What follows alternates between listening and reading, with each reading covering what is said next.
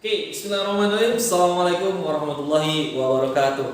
Ya, alhamdulillah murid Bapak kelas 9 SMP Akidah. Ya. Pada video singkat ini Bapak ingin menjelaskan 4 bab, yang mana 4 bab ini akan menjadi beban kalian untuk PAT minggu depan. Ya, beban untuk kalian pelajari. Ya. Yang mana 4 bab ini dimulai dari bab pinjam meminjam, ya, utang piutang dan gadai.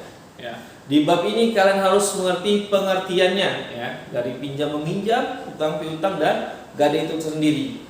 Rukun dan syaratnya, ya, ini juga harus kalian baca dan dipahami, ya. Lalu bagaimana tentang yang namanya gosok? Apa itu gosok? Ya, bagaimana hukumnya? Ya, dan apakah dia dibagi menjadi berapa macam? Nah, ini kalian juga harus pahami di sini. Sebelum ditutup pada bab pinjam meminjam ini ada yang namanya manfaat dan mudarat dari pengkreditan. Ya, jadi kalian dituntut untuk memahami kredit itu bagaimana sih dalam pandangan Islam. Nah, kalian bisa baca di bab ini.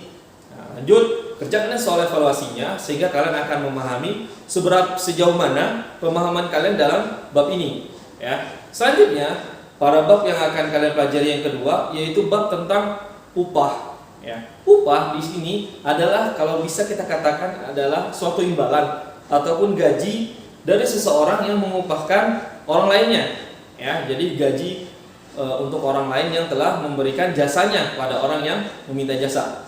Nah, di sini kalian juga harus memahami pengertian dari upah sendiri apa, ya. Lalu selanjutnya kalian harus memahami juga syarat dan rukunnya upah itu sendiri, ya. Setelah kalian memahami syarat dan rukunnya, nah, kalian juga harus memahami apa saja macam-macam dari upah ini sendiri. Nah, setelah kalian pahami dari bentuk upah itu, dasar hukumnya juga sudah kalian bacakan, ya. Selanjutnya kalian akan memahami yang namanya tentang pembatalan, ya, atau pembatalan penyewaan. Ya, bagaimana sewa menyewa ini menjadi. Jadi juga tentang sewa menyewa tadi, ya, dan bagaimana tentang pelaksanaan ketentuan upah itu sendiri, ya. Jadi saat menyewa itu ada tatkalanya sewa menyewa menjadi berakhir antara sepihak dan kedua belah pihak. Ya, bagaimana dan tata caranya ada di buku kalian masing-masing. Jangan lupa kerjakan soal evaluasi agar kalian memahami sejauh mana, ya, kalian pahami bab yang telah kalian pelajari.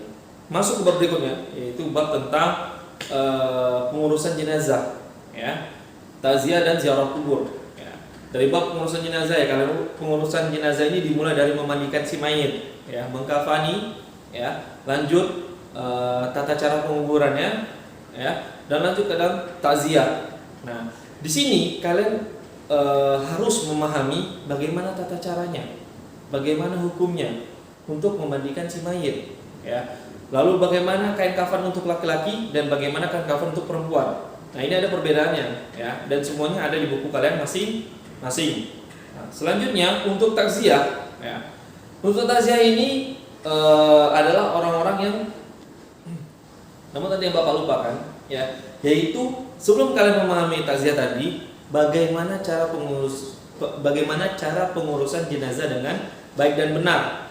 Setelah jenazah diurus, jangan lupa apa yang telah diwasiatkan oleh si mayit tadi, ya. Jadi setelah memahami kita bagaimana cara memandikan, mengkafani, mengurus jenazah, nah kita juga harus memahami apa yang telah ditinggalkan jenazah, kewajiban apa yang telah diamanahkan kepada keluarga si mayit tadi. Ya, misalnya si mayit memiliki utang dan lain sebagainya.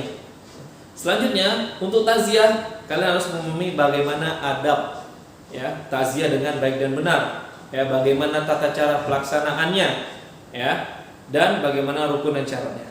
Nah, tentu saja ini semua juga sudah ada di buku kalian masing-masing, tinggal kalian pahami, ya, dan fungsi rangkuman yang biasa Bapak tugaskan. Nah, di saat inilah dia berfungsi yang mana ini mempercepat kalian bisa memahami tanpa harus membaca semua yang ada di buku kalian masing-masing. Beralih ke bab selanjutnya yaitu bab tentang waris. Nah, bab ini mungkin Bapak tidak menjelaskan secara umum kepada kalian tadi pagi, ya, karena beberapa dari kalian melakukan untuk praktek TK. Nah, di sini Bapak jelaskan secara rinci, mungkin singkat, ya, karena memang bab waris yang ada di buku kalian kelas 9 ini adalah bab tentang agar kalian memahami apa itu waris, ya. Jadi ada pengertiannya dan hukum serta dalilnya di situ.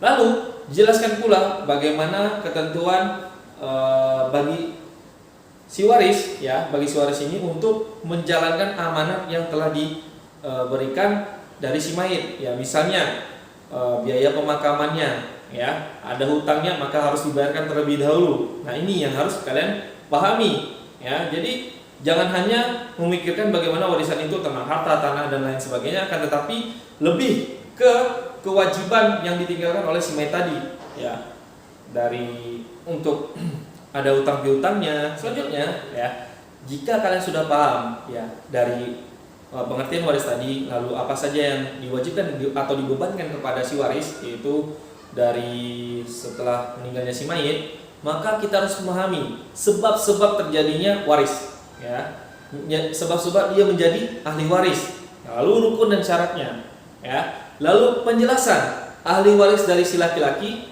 dan juga perbedaan dengan ahli waris si perempuan, itu apabila mayitnya perempuan. Lalu ada juga, ya, kendala. Yang mana kendala ini apabila si waris tadi tidak dapat harta warisannya. Ya, karena apa? Yang pertama, ya, bisa jadi karena pembunuhan. Ya, jadi si waris membunuh si mayit untuk mendapatkan hartanya. Nah, ini juga langsung tidak mendapatkan hartanya. Ya, ini juga ada penjelasannya di buku kalian masing-masing.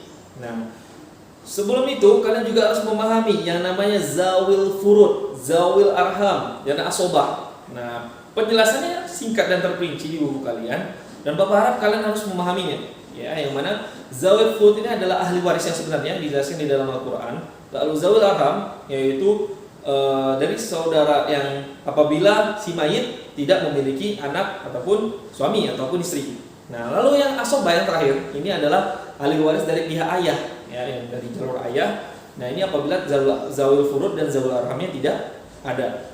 Oke, mungkin itu saja yang bisa Bapak sampaikan untuk kisi-kisi kali ini. Bapak tutup dengan doa kafaratul majlis, dan jangan lupa soal evaluasi dikerjakan agar apa? Pemahaman kalian tentang bab yang sedang kalian pelajari bisa kalian lihat sendiri sejauh mana pemahaman kalian. Assalamualaikum warahmatullahi wabarakatuh.